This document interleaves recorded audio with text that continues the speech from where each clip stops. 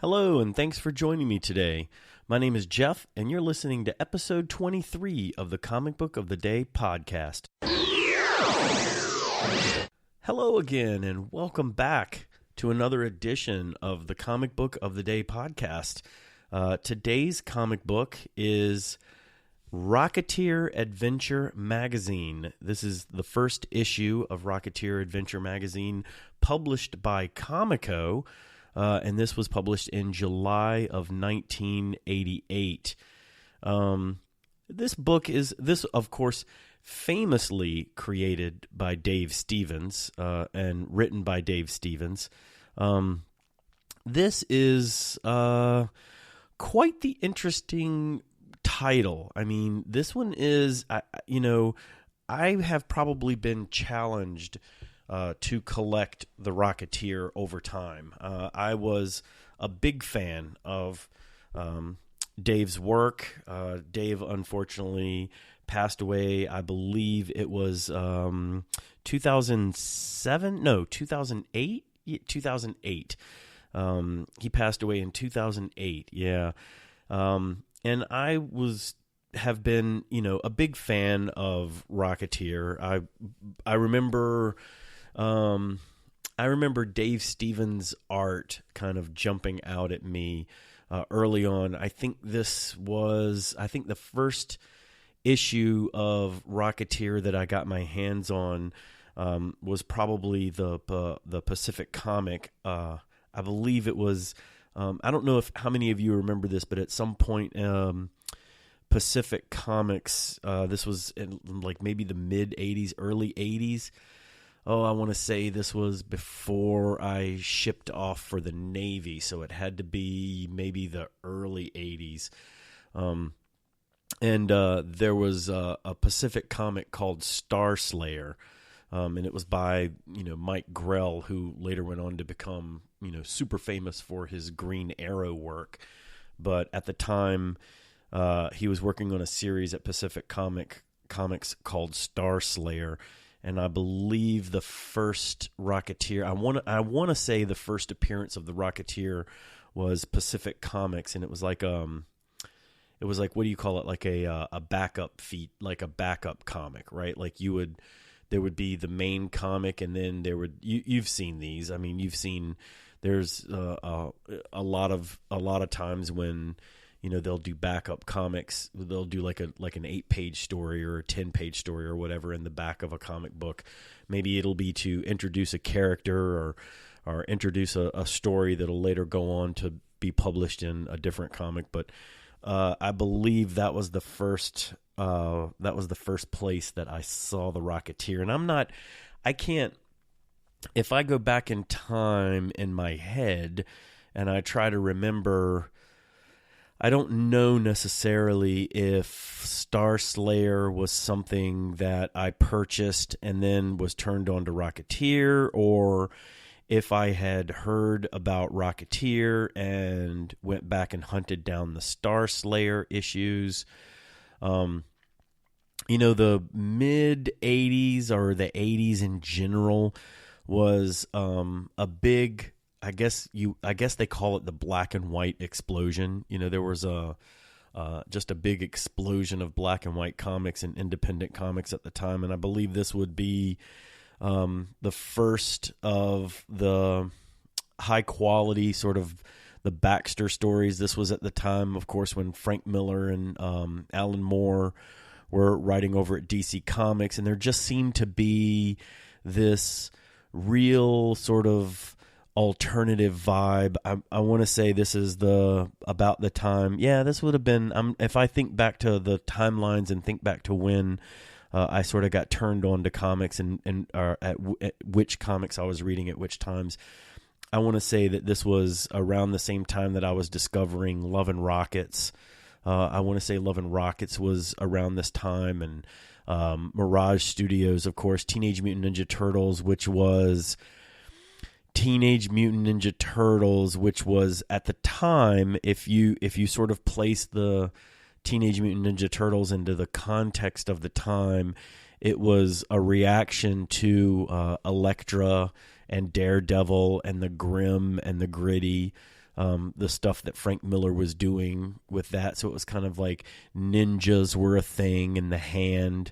And so there was this sort of explosion of independent black and white comics. And this would have been, I don't know necessarily. It would be interesting. I'm sure there's probably a lot of, a lot that's written about this time period and sort of how this stuff sort of blew up. But I don't know. For me, it really, really, and even though the scene isn't the same, it really sort of felt like an offshoot of the punk rock movement of the early 80s, which was a sort of do-it-yourself, low-budget, screw the high cost and the polish and the, if you sort of think back to the time, or you sort of place yourself in the context of the time, right? This was certainly a time when there was a rejection of overproduced things. That's probably an accurate way to say it. I think there was just this general idea that things didn't have to be overproduced and have a huge budget to be considered equally creative with their peers, right? So, I think probably at the time, if you look back prior to that, you could see how there was this sort of this heaviness around the idea that there were big produced things, right? Movies, records, music, comics at the time, DC and Marvel, and there was this just sort of general idea that big entities would spend a lot of money, and that might necessarily equate to quality. And then there was this sort of time, I don't know, maybe late 70s, mid to late 70s, because I think if you recall around the time that disco was huge, right? So let's take disco as an example. Very slick, very produced music. And then, of course, rap and hip-hop and punk rock all sort of exploded on the scene sort of almost as a direct result of that. And I kind of feel like just culturally that was a thing. And so at the time, in the 80s, there was a big explosion in the comics world that sort of mirrored what was going on in other creative places.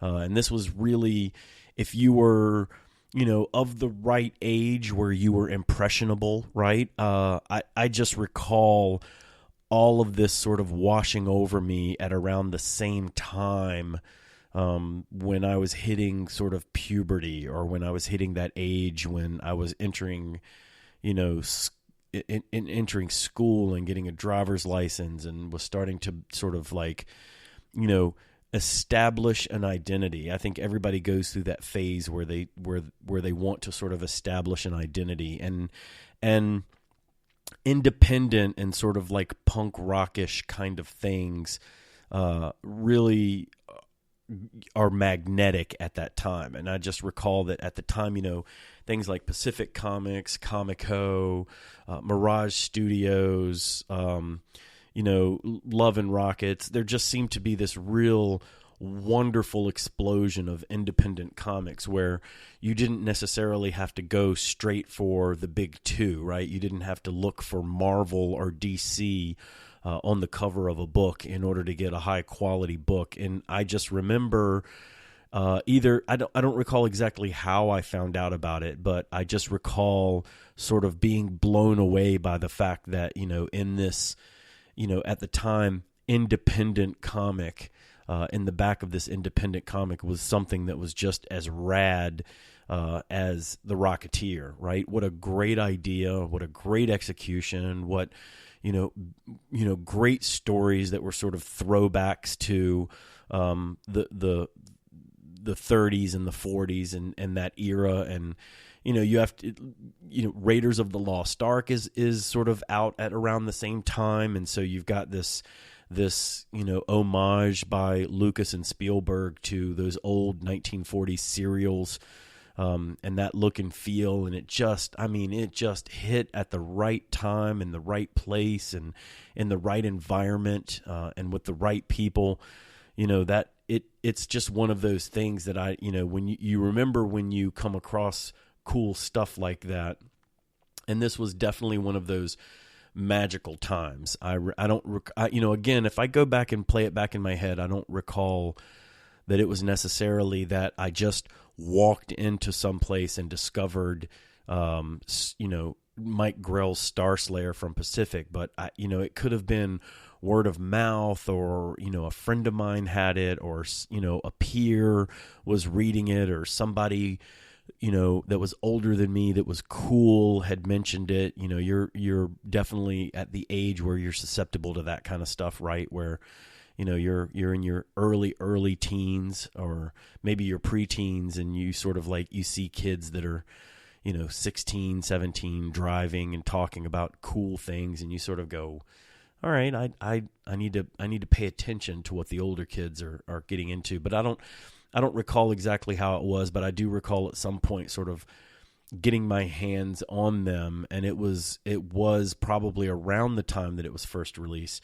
And I just remember, being completely blown away by it. The art and the look and the feel and the storytelling was just tremendous. And look, it wasn't like it was a hidden gem at the time. I mean, it wasn't like it was difficult to find, difficult to find people that were smitten with this, or this was some sort of obscure, this was some obscure thing that was finding a small niche audience, and only a handful of hip people were getting it. I mean, this guy, he won. Dave Stevens won Comic-Con's inaugural. The first person to win the Russ Manning Most Prominent Newcomer in 1982, and he was given the Inkpot and the Kirby Award in 1986. So. Dave was very early on, getting recognition for this book and getting awards for this book. And this is definitely something that at the time was getting recognition, being seen. It definitely wasn't by any means, like an obscure title or something that people were finding it hard to find, or, nobody was really talking about it. It was just a select group of people. This was something that people definitely, even at the time, were very much into, right? And so this was published by Comico. This book has a really sort of checkered publication history. I mean, this is Rocketeer has been published by Pacific Comics. It's been published by Eclipse Comics. It's been published by Comico. It's been published by Dark Horse, and just recently it's been published by IDW. Right. So the first appearance was February 1982 in Star Slayer #1.